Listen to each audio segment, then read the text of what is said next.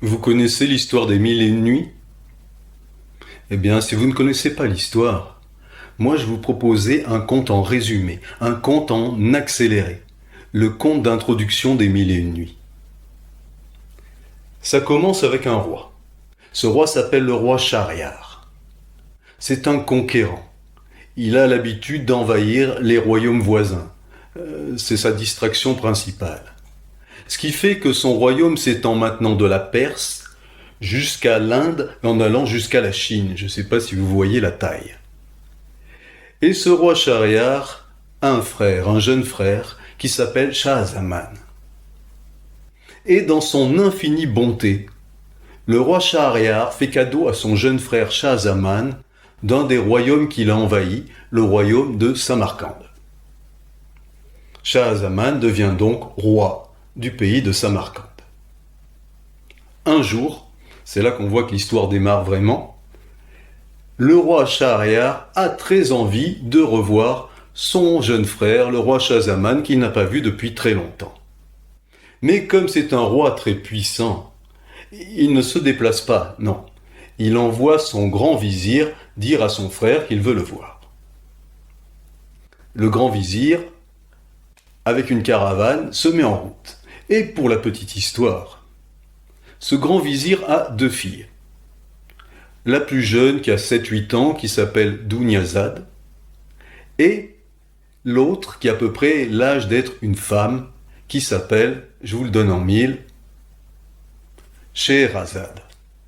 Mais on les retrouvera plus tard. On les retrouvera plus tard, mais pour l'instant, le vizir fait ce long voyage avec la caravane. Il y a des brigands sur la route, il y a des tempêtes de sable, il fait chaud, c'est pas de tout repos.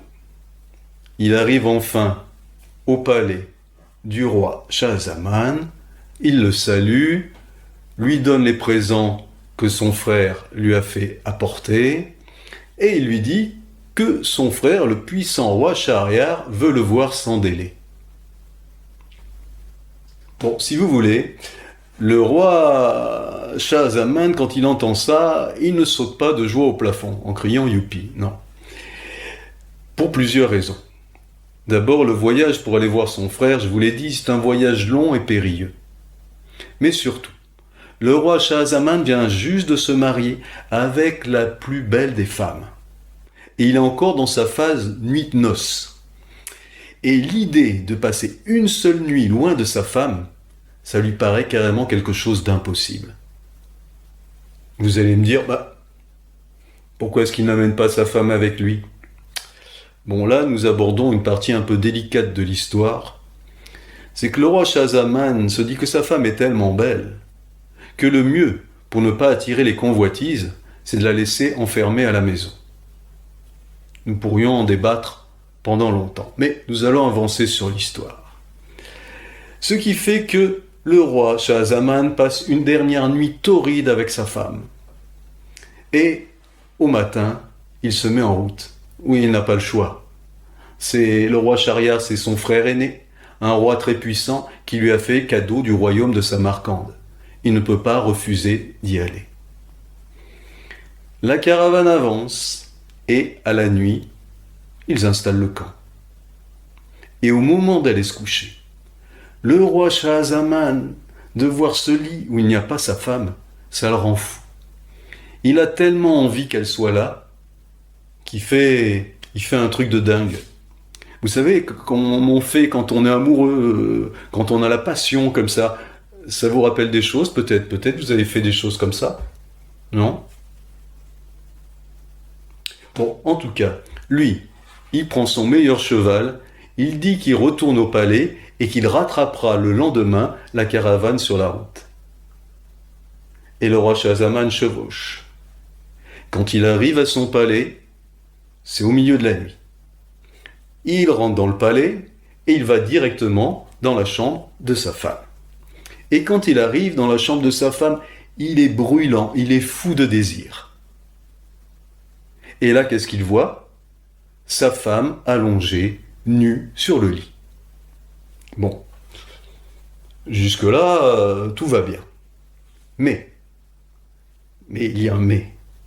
Sa femme est allongé nu sur le lit, dans les bras d'un jeune esclave qui est nu lui aussi, et ils dorment paisiblement tous les deux. Je vous laisse imaginer le contraste entre le désir brûlant du roi Schahzaman qui arrive dans la chambre et ce qu'il voit sous ses yeux. Il a l'impression qu'une caravane de chameaux vient de lui piétiner la tête. Et bientôt, une grande colère monte en lui. Il tire son épée et il tue l'esclave et sa femme. Et il repart comme il était venu. Il reprend le cheval et il chevauche pour rattraper la caravane. Mais c'est un long chemin. Un long chemin où il a tout le temps de penser. Et ça se bouscule dans sa tête. Pour ceux qui ont vu Le Seigneur des Anneaux, vous voyez Gollum dans sa tête, ce qui se passe. Et bien là, c'est un peu pareil. Dans la tête du roi Schahzaman, ça fait « Oh non, nous n'aurions pas dû faire ça. Mais si, nous avons bien fait de le faire. Oh non, nous n'aurions pas dû. » Enfin bref, vous voyez, ça se bagarre vraiment dans sa tête. Et quand il arrive, qu'il rejoint la caravane, il ne dit rien à personne. Mais à partir de ce moment-là, dans le reste du voyage, le roi Schahzaman ne parle plus, ne mange plus, ne dort plus. Je vous laisse imaginer dans quel état il arrive au palais de son frère, le roi Schahriar. Et le roi Schahriar voit que son frère ne va pas bien. Mais, comme il ne dit rien, le roi Schahriar n'ose pas lui demander plus d'informations. Pour essayer de distraire son frère, il fait venir des danseuses, des musiciens. Il donne tout ce qu'il y a de meilleur à boire et à manger. Mais le roi Schahzaman n'a le goût à rien. Il lui propose alors de partir à la chasse pour quelques jours. Le roi Schahzaman répond « Non, je préfère rester ici au palais ». Le roi Schahriar s'en va à la chasse. Et le roi Schahzaman reste tout seul, au balcon de sa chambre. Alors, le roi Schahzaman loge dans le petit palais qui est juste en face le palais du roi Schahriar. C'est le palais des invités. Il est au dernier étage. Et de son balcon, il a une vue plongeante sur le jardin du palais du roi Schahriar. Et il est là, sur le balcon, les yeux perdus dans le vide, quand il voit une petite porte qui s'ouvre dans un jardin. Il voit une femme sortir. C'est la reine, la femme de son frère. Il est intrigué et il voit qu'elle est suivie de 20 servantes. Il se demande qu'est-ce qu'elles peuvent bien aller faire dans ce jardin que lui seul peut voir d'où il est.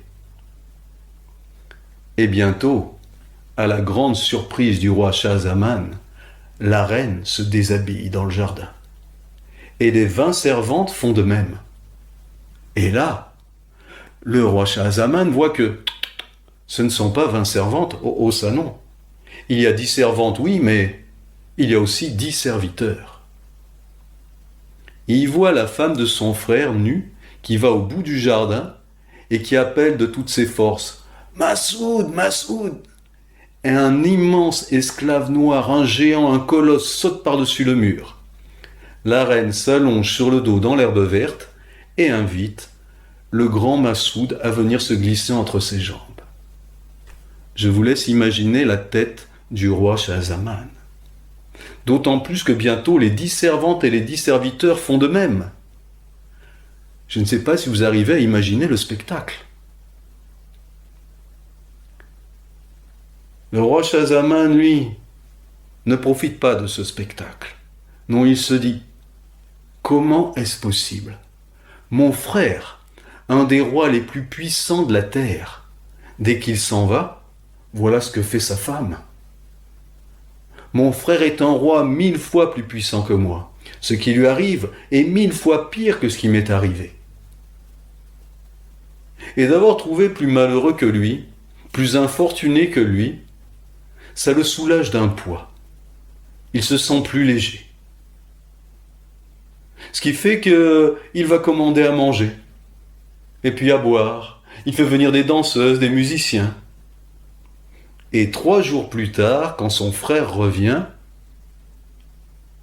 il dit « Attends, mon frère, il faut que tu m'expliques là. Je t'ai laissé, tu étais dans un état déplorable. Et maintenant, je pars quelques jours et je te retrouve en pleine forme.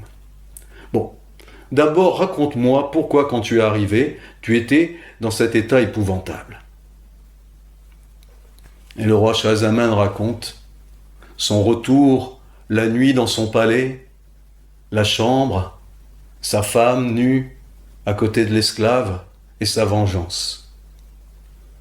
Et le roi Schahriar dit « Oh, je comprends. Tu as bien fait de te venger. Mais maintenant, dis-moi pourquoi tu as retrouvé le sourire. » Et là, le roi Schahzaman voudrait passer son tour, dire « Joker, mais son frère est un roi très puissant. C'est son frère aîné, et c'est lui qui lui a fait cadeau du royaume de Samarcande. » Alors il raconte la reine, les 20 servantes, qui sont 10 servantes et 10 serviteurs, et à la fin il raconte Massoud. Le roi Schahriar a l'impression que son palais vient de tomber sur sa tête. Mais il dit non, ce n'est pas possible, ma femme ne peut pas me faire ça. Je ne le croirai que si je le vois de mes yeux. C'est facile, lui dit le roi Schahzaman. On n'a qu'à dire qu'on part à la chasse, et puis on revient ici sur le balcon. Bon, c'est ce qu'ils vont faire. Ils partent à la chasse, mais reviennent habillés comme des marchands, se glissent dans le palais et se posent sur le balcon. Et ils attendent. Ils n'attendent pas très longtemps. Bientôt la porte s'ouvre et le roi Schahriar voit sa femme arriver dans le jardin, suivie de 20 servantes. Il voit sa femme se déshabiller, les 20 servantes se déshabiller aussi, et le roi Schahriar voit qu'effectivement, ce ne sont pas 20 servantes, mais 10 servantes et 10 serviteurs. Et il voit sa femme aller au bout du jardin et appeler « Massoud, Massoud !» Et il voit cet immense esclave, ce colosse, sauter par-dessus le portail du jardin, et il le voit se glisser entre les jambes de sa femme, la reine. « Nous sommes des misérables, dit le roi Schahriar, des moins que rien. Regarde, dès que nous avons le dos tourné, regarde ce que font nos femmes. Et pourtant nous sommes les rois les plus puissants de la terre. On n'a qu'à partir comme des vagabonds sur les routes. Et si jamais on trouve quelqu'un de plus infortuné que nous, eh bien nous reviendrons au palais. » Bon, si vous voulez, le roi Schahzaman, lui, il allait beaucoup mieux. Il n'a aucune envie de partir comme un vagabond sur les routes. Mais, qui est-ce qui a parlé? Son frère aîné. Un roi très puissant qui lui a fait cadeau du royaume de Samarcande. Alors les voilà partis tous les deux comme des vagabonds. Ils marchent, et à la tombée de la nuit, ils arrivent sur une plage. Ils s'allongent et ils s'endorment. Au milieu de la nuit, ils sont réveillés par un bruit épouvantable. Ils se lèvent, ils ouvrent les yeux, et sur la mer, éclairée par la lune, il y a une immense tornade qui arrive. Ils vont vite se cacher derrière des arbres. Et la tornade arrive sur la plage. Et ce n'est pas une tornade, c'est un djinn, un génie. Et ce génie porte sur ses épaules un grand coffre en bois. Le roi Schahzaman et le roi Schahriar vont se cacher en haut d'un arbre. Pas de chance, le génie vient s'installer juste au pied de l'arbre. Il dépose le coffre, il prend une clé, il ouvre la serrure, ouvre le coffre, et là il en sort, waouh, une femme, une jeune femme mais d'une beauté incroyable. Et elle est attachée par une chaîne au coffre. Elle sort du coffre.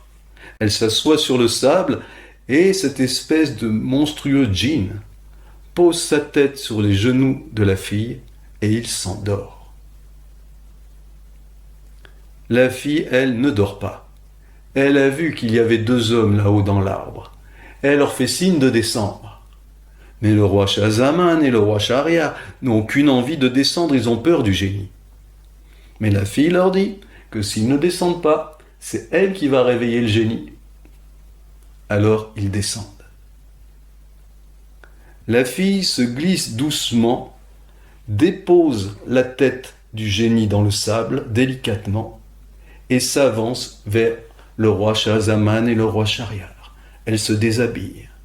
C'est vraiment une beauté, c'est vraiment une déesse. Elle les invite à faire de même. Bon, en temps normal, le roi Shahzaman et le roi Shahriar ne se seraient pas fait prier. Ils ont une grande habitude de ce genre de choses avec leurs esclaves, avec leurs domestiques. Oui, c'est vrai que leur femme ne peut pas faire ça, mais eux, c'est pas un souci. Et la jeune femme leur dit que s'ils ne font pas un petit effort, elle va réveiller le génie. Alors, le roi Shahzaman et le roi Shahriar se déshabillent, ils s'approchent de la fille, ils commencent à la caresser et elle est tellement, tellement belle que bientôt ils en oublient le génie. Et tous les trois s'en donnent à cœur joie. Quand ils ont terminé leurs ébats, la fille demande à chacun une bague. Elle prend un petit sac, elle prend les bagues, elle les rajoute dans le sac. Elle leur dit, dans ce sac, il y a 98 bagues. Avec les vôtres, ça fera 100. Cet infâme génie m'a enlevé juste après mon mariage. Il m'a enlevé de celui que j'aimais, avant ma nuit de noces. Il me tient enfermé dans ce coffre. Alors, pour le punir, à chaque fois que je le peux, je le trompe avec des hommes. Et les bagues, je les mets dans ce sac. Le roi Shahzaman et le roi Shahriar saluent la fille, prennent leurs affaires, et sur la pointe des pieds, ils s'éloignent. Et là, tout en marchant tous les deux, ils discutent. Ils discutent de la fille. Ils auraient pu se dire, tu te rends compte quand même, cette pauvre fille, séparée de celui qu'elle aime, enlevée juste après son mariage, avant sa nuit de noces, enchaînée dans ce coffre, enfermée tout le temps avec ce génie. Mais ce n'est pas du tout ça qu'ils se disent, le roi Shahzaman et le roi Shahriar. Ils se disent, tu te rends compte, ce génie est 1000 fois plus puissant que nous. Il commande au ciel et à la terre. Et regarde, dès qu'il a le dos tourné, voilà ce que fait sa femme. Les femmes, on ne peut pas leur faire confiance. Et tu vois, ce qui arrive à ce génie est 1000 fois pire que ce qui nous est arrivé. Nous avons trouvé plus infortunés que nous pouvons rentrer au palais. Et il rentre au palais. Arrivé au palais, le roi Shahriar reprend l'affaire en main. Il fait exécuter sa femme, les 10 servantes, les 10 serviteurs et Massoud. Et il décide qu'à partir de maintenant, chaque jour, il va se marier avec une jeune vierge, qu'il passera la nuit de noces avec elle et qu'au matin, il lui fera couper la tête avant qu'elle ait le temps de le tromper. C'est une drôle d'idée quand même. Hein. Bon, en tout cas, c'est le grand vizir qui est chargé de lui trouver des femmes. Et comme ça, les jours passent. Et les jeunes femmes passent et trépassent les unes après les autres. Et c'est là qu'intervient la fille du grand vizir, la magnifique Scheherazade. Elle va voir son père et lui dit, mon père, ça ne peut pas continuer comme ça. Je vais épouser le roi Shahriar et je vais essayer d'arrêter ce massacre. Quoi, lui dit son père, mais tu es complètement folle, ma fille. Il n'a jamais parlé de toi, fais-toi oublier. Mais Scheherazade est déterminée à épouser le roi Shahriar. Alors son père essaye de lui raconter un conte, où quelqu'un plein de bonnes intentions pour une autre personne, à la fin s'aperçoit qu'il aurait mieux fait de ne rien faire. Il essaye de la menacer, il essaye de l'amadouer, il essaye de pleurer, mais rien n'y fait. Scheherazade est déterminée. Alors la mort dans l'âme, il va trouver le roi Shahriar et lui dit « Ma fille Scheherazade veut se marier avec vous, majesté. » Enfin, tu sais bien qu'elle aura la tête coupée au matin comme les autres, et c'est toi qui devras exécuter la sentence, et si tu ne le fais pas, tu auras aussi la tête tranchée. Qu'il en soit ainsi, dit le grand vizir.